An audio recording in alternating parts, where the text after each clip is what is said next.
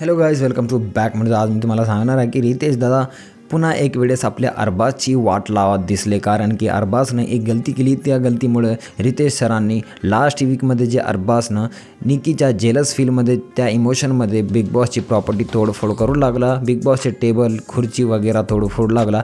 ते गलती डबल सगळ्यांसमोर म्हटलं की तू असं करू लागलास लास्ट टाईम.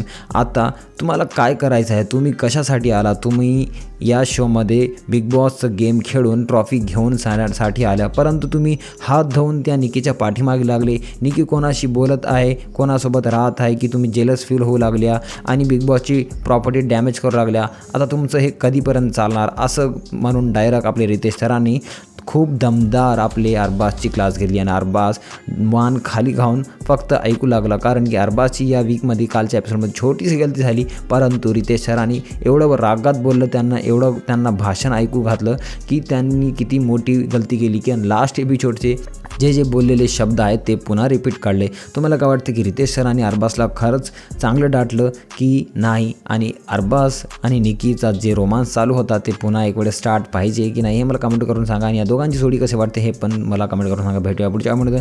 तोपर्यंत